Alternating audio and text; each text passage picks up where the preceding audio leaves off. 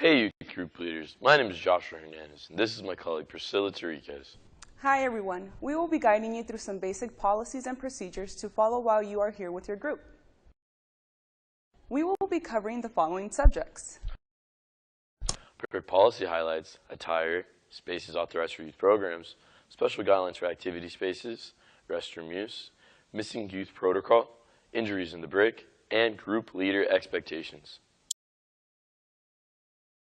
Youth are permitted at the outdoor pool, the second floor courts, the first floor studios, and Bronco Peak during scheduled activities. The other areas of the BRIC are off limits, with the exception of some designated restrooms, which we will discuss soon. Each group will be met at the BRIC front desk by one of our awesome youth program assistants and will accompany the group to their assigned location. Remember, at no time should a minor be unaccompanied in the facility. Special guidelines for activity spaces. These rules help to keep the member and staff safe, as well as keep the facility and equipment in good working order. We can participate in all types of activities on the courts, from basketball to indoor soccer. Just remember, there are a few things you should not do. Like hanging on the rim or net, Disassembling or moving equipment that has been set up, spitting anywhere on the court except in designated trash receptacles, wearing shoes with soles that will mark the floors, placing bags or personal items on the floor or in the walkways.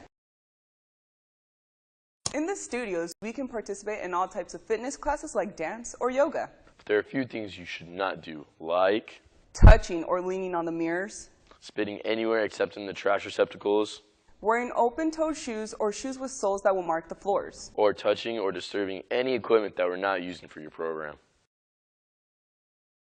On the Bronco Peak, it's pretty tall and amazing, right? Just remember, only trained and authorized ASI campus recreation staff are permitted to teach or instruct technical skills on the wall. So if you're not climbing, stay outside the climbing wall suite or in a designated seating area.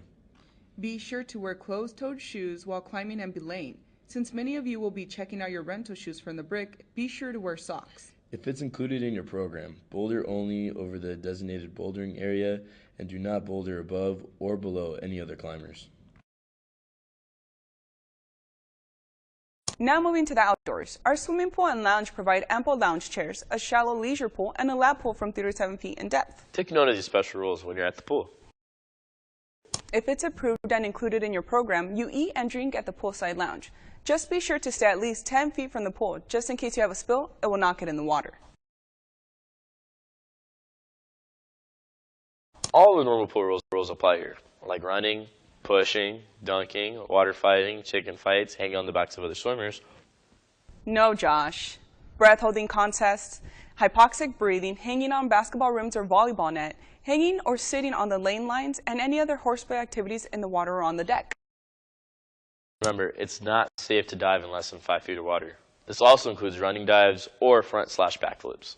Let's also refrain from blowing the nose or urinating in the water. Remember, like all other spaces in the BRIC, if you have to spit, keep it to designated trash receptacles. One last thing. Only use the emergency exits in an actual emergency. The alarm will sound if a gate is open. For safety purposes, all pool users shower off prior to entering the pool or dry off before entering the facility restrooms or the BRIC. During youth programming times, designated restrooms will be available for youth and program leaders only. Only BRIC members may utilize the locker rooms on the first floor. They are off limits for minors. Your participants may only use a restroom designated for youth, and your restroom breaks should generally be conducted as a group. When this is not possible, the rule of 3 should be practiced for minors age 10 and under. This means there should always be a minimum of 3 people present, either 1 adult and 2 minors, or 2 adults and 1 minor.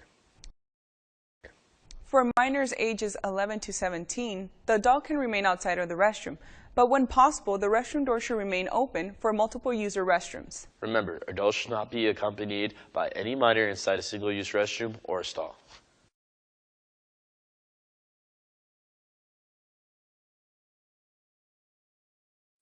Since we have a lot of fun activities at the BRIC, appropriate athletic attire is required for all participants. We define this as: shoes, shirts, and bottoms must be worn inside the BRIC. Shirts must cover the chest and navel. Shoes must be clean and have closed-toed/heel, non-marking soles, and in case you were wondering, cleats are not permitted. We also do not allow clothing displaying profane or offensive material. It's just not cool.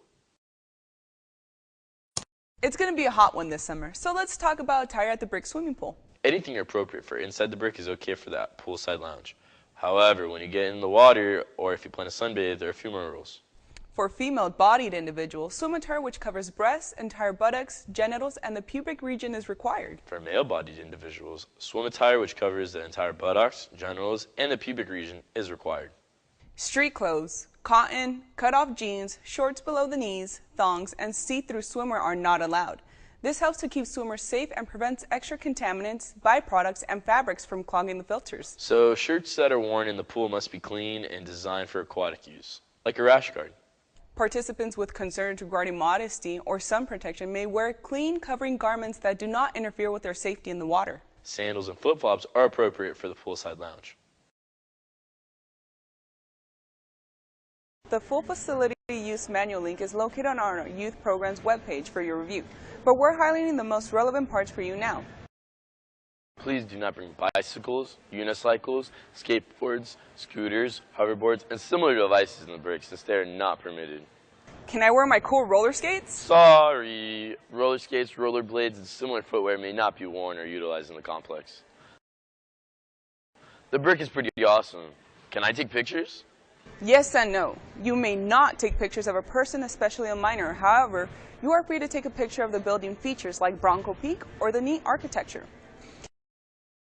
Can we bump some tunes? Lucky for you, we have the BRIC radio. It plays various appropriate tunes with a few ads about the great programs and services offered at the BRIC, so there's no need to bring stereo, speakers, or instruments. If specialized music is needed for the group activity, it is also supplied by the staff. So what about my stuff, like bags and water bottles? Great question. Your personal belongings like bags should not be left unattended in the hallways, lobbies, or bleacher area.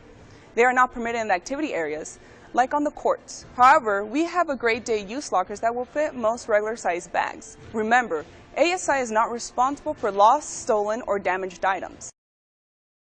So what about my water bottle? Right. Water bottles are great for staying hydrated. We have hydration stations located on each floor of the BRIC and on the poolside lounge. Your beverage has to have a lid and it should be a non-breakable container. It is also good to know that we do not allow glass bottles in the pool area or lounge. One final note on the BRIC policy highlights. Damage to property and verbal or physical abuse will not be tolerated in the BRIC. Any individual who refuses to comply with the facility policies, guidelines, staff requests, or allows unauthorized users access to the BRIC may be asked to leave the facility and/or have their privileges suspended or revoked. Remember, you can find the full version of BRIC policies on the youth program webpage titled BRIC Facility Use Manual. Although there are practices in place to prevent liners from being left behind in the facility, sometimes they get distracted or wander off and find themselves alone in the facility. When this happens and a lone minor is found in the facility, the following procedures should be followed. If a lone minor is found within the facility, please notify the nearest campus recreation staff member. If possible, ask the minor for the following information. Name, group name, and the activity to which they were assigned. The campus recreation staff member will alert the building manager to help the minor return to their group and file an incident report. If the minor's group has already departed the BRIC, the group leader will be contacted to return for the minor. If no group leader is reachable within 15 minutes, campus police will be contacted to report the lone minor. So just a friendly reminder to be sure we have the best contact information for your group leaders and program director. One great feature at the BRIC to note is the single secure entrance. All the other exterior doors and gates are locked and alarmed. So if a minor is determined missing within the facility, there is a good chance that they stir in the facility. There's also good practices we encourage, such as explaining to the minors about staying within line of sight of their instructor and group leaders. One great feature at the BRIC to note is the single secure entrance. All the other exterior doors and gates are locked and alarmed. So if a minor is determined missing within the facility, there is a good chance that they stir in the facility.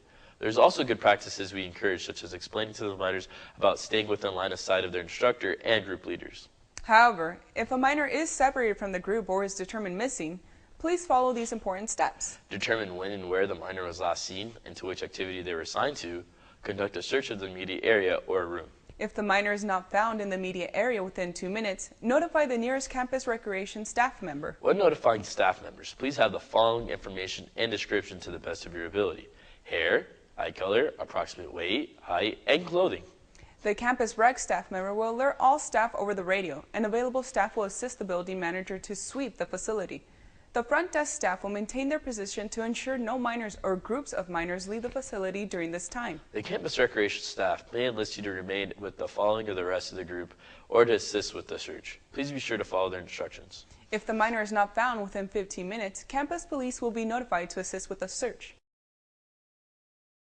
If and when the minor is found, they should be escorted to the group leader unless injured.